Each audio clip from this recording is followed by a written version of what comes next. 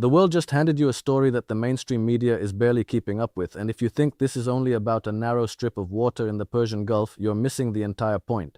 The Strait of Hormuz, 21 miles wide at its narrowest and yet responsible for moving roughly 20% of the world's seaborne oil supply, has become the single most consequential choke point in the global economy right now, today, in 2026. And here is what's extraordinary. The countries stepping forward with the most concrete, battle-tested plan to reopen it are not the ones you'd expect. It's not just the United States, which started this whole chain of events when Washington and Israel launched their air war against Iran back in late February. It's not some great naval superpower projecting force from a distance, no. The two countries most visibly moving the chess pieces on that board right now are the United Kingdom and Ukraine, and Washington, for all its firepower, all its aircraft carriers, all its rhetoric about having all the cards, finds itself in the unusual and deeply uncomfortable position of watching others take the lead on a crisis it helped create. That silence from Washington is not confusion, it is the sound of a shifting world order, and if you're watching closely, you can hear it. Now let's slow down and talk about what's actually happening here, because the layers of this story are genuinely remarkable, and each one tells you something true and important about the world we are living in right now. Shipping traffic through the Strait of Hormuz has been largely blocked by Iran since February 28, 2026, when the United States and Israel launched an air war against Iran and assassinated its supreme leader, Ali Khamenei. Think about that for a moment. The supreme leader of Iran, gone. And Iran's response was not to collapse, not to negotiate immediately, not to capitulate under the weight of American military might. Iran's response was to shut down the most important oil transit route on the planet. The Iranian Revolutionary Guard issued warnings forbidding passage through the strait, began boarding and attacking merchant ships, and laid sea mines in the water. That is not the response of a broken country. That is the response of a country that understood exactly where its leverage was and used it with precision. And the economic consequences were immediate and brutal. Until the war, roughly 25% of the world's seaborne oil trade and 20% of the world's liquefied natural gas passed through that strait. When that flow stopped, global oil prices spiraled upward, gasoline prices in the United States rose, and the entire world economic architecture that depends on the free movement of energy suddenly found itself exposed and vulnerable. The disruption of LNG transits through Hormuz removed over 300 million cubic meters per day of gas supply from the market, totaling more than 2 billion cubic meters per week. These are not abstract numbers. These are the numbers that determine whether a family in Ohio can heat their home affordably next winter.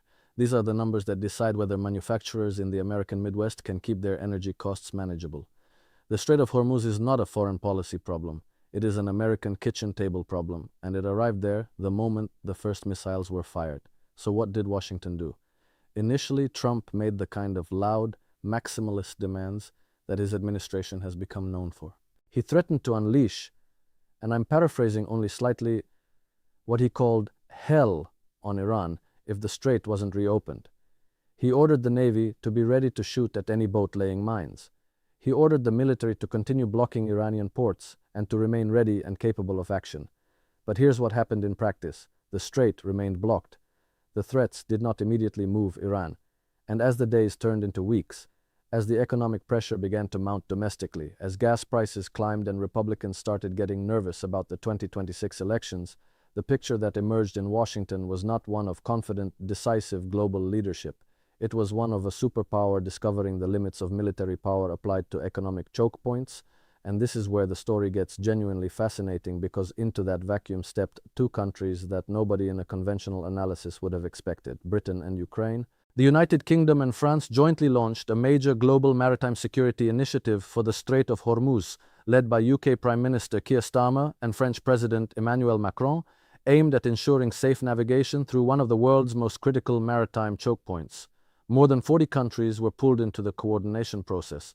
And then, on April 22nd, something happened at a military headquarters in northwest London that tells you everything about how completely the geopolitical landscape has rearranged itself. Ukrainian naval officers attended a multinational military planning summit at the permanent joint headquarters in Northwood, London, where more than 30 nations gathered to discuss what military assets could be deployed to protect commercial shipping transiting the strait. Ukraine, a country that has been fighting for its survival against Russia for years, a country that does not even have conventional access to the Black Sea for its own naval vessels due to the Montreux Convention, sat at that table not as a supplicant, not as a recipient of charity, but as a partner offering concrete operational capability. That is a shift in global power dynamics that deserves a great deal more attention than it has received. Let's talk about what Ukraine is actually offering, because the specifics here matter enormously. Ukraine is reportedly prepared to send 4 mine hunters, currently docked in Portsmouth, England, to support a mission to reopen the Strait of Hormuz once hostilities subside. These are real vessels with real crews. 2 of them, formerly HMS Shoreham and HMS Grimsby, were transferred to Ukraine by the UK in 2023. They cannot go to Ukraine itself, firstly because they would be prime targets, and secondly because of the Montreux Convention, which restricts the transit of military vessels through the Bosporus during wartime. So they've been sitting in Portsmouth, training with the Royal Navy, waiting, and now they have a potential mission, the Strait of Hormuz. But the mine hunters are only part of the picture. The deeper, more strategically significant thing Ukraine is bringing to this crisis is knowledge, real, hard-won, battlefield-tested knowledge about how to keep shipping lanes open when a hostile actor is trying to close them. Ukraine has agreed to provide Gulf states with its complete air defense system, including maritime drones, electronic warfare, and interception technology against Iranian drones. And more than 200 Ukrainian drone specialists have already been deployed to the Gulf to help counter Iranian drone threats, drawing directly on Ukraine's experience fighting Russian Shahed-type drones. Let that sink in. Ukrainian drone experts are already in the Middle East. The knowledge transfer has already begun. Why does Ukraine's experience matter so specifically here? Because the threat profile in the Strait of Hormuz is strikingly similar to what Ukraine has faced in the Black Sea. In parts of the strait, shipping lanes run just a few kilometers from the Iranian coastline, where strikes can reach their targets in under 2 minutes. That is an extraordinarily short window for interception. You need systems that can detect, track, and eliminate a fast-moving, low-cost drone almost instantly. And Ukraine has spent years building exactly that capability, not in a laboratory, not in a simulation, but in actual combat conditions against one of the most drone-intensive military adversaries in modern history. Britain's Armed Services Minister himself said that Ukraine has some of the best technology in the world developed through war, and that it could provide real utility in the Middle East. The parallel that Zelensky keeps drawing, and it's an honest and important one, is between the Black Sea grain corridor and the Strait of Hormuz. Ukraine's Foreign Minister Sibiha said that Iran's actions in the Strait of Hormuz sound familiar, that aggressors use similar methods, and that Russia did the same in the Black Sea years ago when it blocked maritime trade to weaken Ukraine's economy. Ukraine's answer to Russia's Black Sea blockade was not to wait for a great power to solve the problem. Ukraine built its own solution. A combination of armed surface drones, coastal artillery, air force assets, and an intricate system of shared insurance costs with maritime providers. Ukrainian strategy for the Black Sea included sharing insurance costs with providers as well as using a combination of armed surface drones, coastal artillery, and air force to repel Russian attacks. It worked. Grain started moving, the corridor held, and now Zelensky is saying, with complete seriousness, that the same approach can work in the Strait of Hormuz. Zelensky has said that an alternative step would be to control the strait unilaterally, as Ukraine did with the grain corridor, and that achieving this would require interceptors, military convoys to escort vessels, a large integrated electronic warfare network, and other tools. This is not vague diplomatic language. This is a man who has actually done something roughly analogous before, describing the operational requirements for doing it again in a different theater.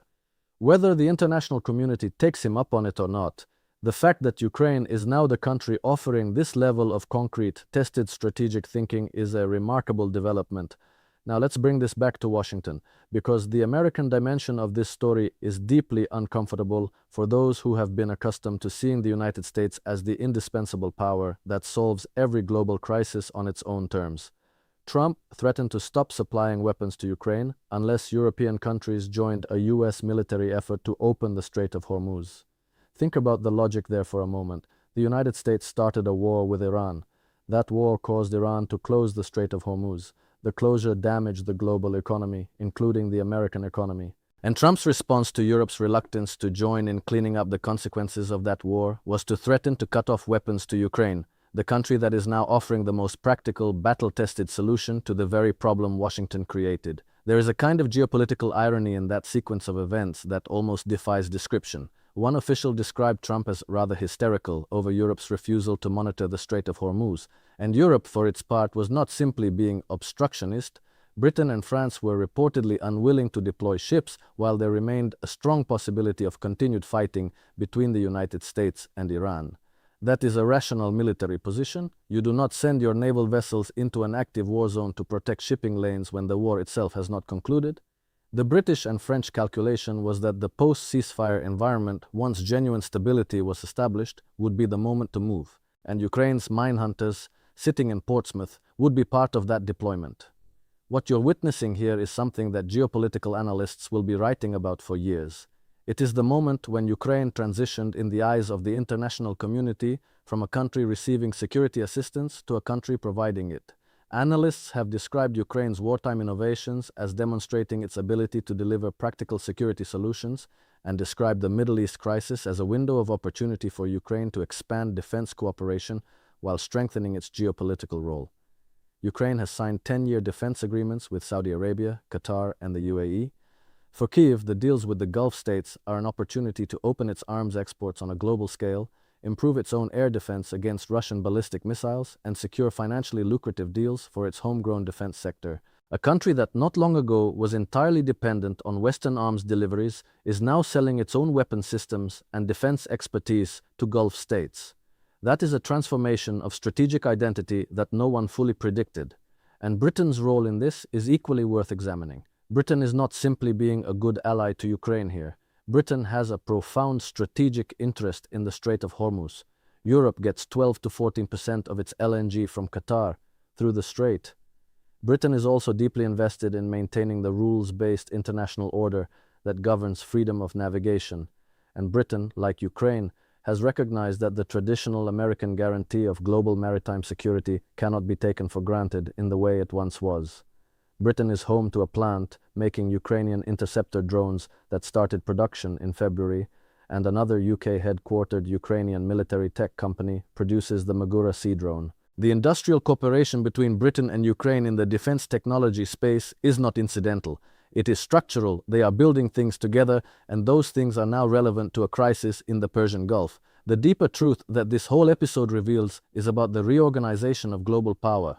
For decades, the mental model that most Americans carried, and that most of the world carried, was of the United States as the provider of last resort for maritime security, for global stability, for the maintenance of open sea lanes. The Gulf tanker wars of the 1980s, the enforcement of no-fly zones, the freedom of navigation operations, these were all expressions of that role. But the United States in 2026 is a different country than the United States of 1987. It is a country whose internal political divisions make sustained, coherent international engagement extraordinarily difficult. It is a country whose foreign policy has become, in significant ways, transactional rather than strategic. And when you combine that with the entry of battle-hardened new actors like Ukraine into the global security marketplace, what you get is exactly what we are seeing right now. A multipolar moment in which the old hierarchies simply do not map cleanly onto the new realities. The Strait remains Iran's main source of leverage in the ongoing conflict, and Tehran effectively closed the passage through force, with just a small fraction of pre-war ship traffic making it through. Iran understood something that Washington, in its rush to military action, perhaps underestimated. The Strait is more powerful as a weapon when closed than Iran's military is as a threat when engaged. You can destroy planes and missile batteries, you can assassinate leaders, but you cannot easily reopen a mined, drone-patrolled, internationally contested maritime chokepoint without a coalition, without mine-hunting vessels, without electronic warfare capabilities, without the kind of patient, methodical operational expertise that Ukraine has spent years developing in the Black Sea. Iran played its chokepoint card, and the entire global community found itself scrambling to respond. NATO Secretary General Mark Rutte reportedly insisted that key US allies in Europe issue a statement vowing support for reopening the Strait of Hormuz, which they had previously deemed impossible so long as the Iran war continues. That statement, carefully worded, diplomatically hedged, was the result of genuine pressure and genuine negotiation. It was not a blank check, and what it signaled was that Europe would engage on its own terms at a time of its own choosing, with its own conditions and with its own assets. Among those assets, Ukrainian mine hunters, Ukrainian drone technology, and the accumulated maritime warfare expertise of a country that has been forced by necessity to become one of the most innovative naval powers in the world, despite having, for most of this conflict, no traditional navy to speak of. That last point is worth sitting with for a moment, because it is genuinely astonishing when you think about it carefully. Ukraine, a country that watched Russia sink or chase away most of its conventional naval fleet in the early days of the full-scale invasion, responded not by accepting defeat, but by inventing an entirely new way of fighting at sea. With virtually no navy of its own, Ukraine built one using drones, and through effective action was able to drive back the Russian Black Sea Fleet and reopen shipping lanes. The Magura sea drone, the maritime electronic warfare networks, the integrated coastal defense systems, these were not products of a well-funded peacetime defense establishment. They were born out of necessity, desperation, and extraordinary human ingenuity under fire. And now those systems and the people who built and operate them are being invited into one of the most consequential maritime security conversations of the modern era. This is what real geopolitical transformation looks like. It does not announce itself with fanfare. It shows up in the form of Ukrainian naval officers attending a planning summit in northwest London, in the form of 4 minehunters sitting in Portsmouth waiting for a ceasefire that will allow them to sail toward a strait they were never originally designed to serve, in the form of 200 drone specialists already on the ground in the Gulf teaching Gulf states how to intercept the same drones that Iran once supplied to Russia to use against Ukrainian cities. The world is reorganizing itself, and it is doing so in ways that are far more interesting, far more complex, and far more morally layered than the simple narratives of great power competition would suggest. What you are watching is not just a story about the Strait or about Iran or even about the war that America and Israel chose to begin. You are watching the birth of a new kind of global security architecture, one in which countries like Ukraine, forged in the crucible of an existential conflict, emerge as indispensable contributors to problems far beyond their own borders. And you are watching, simultaneously, the quiet, uncomfortable recognition in Washington that military power without strategic coherence, without patient coalition building, without the kind of hard-won operational expertise that only comes from actually fighting is not enough. The United States has the most powerful military in the world, but right now in the Strait of Hormuz it needs Ukraine's drone operators and Britain's mine-hunting coordination more than either of them strictly needs Washington's approval. That is a sentence that would have seemed almost unimaginable 5 years ago. Today it is simply the news.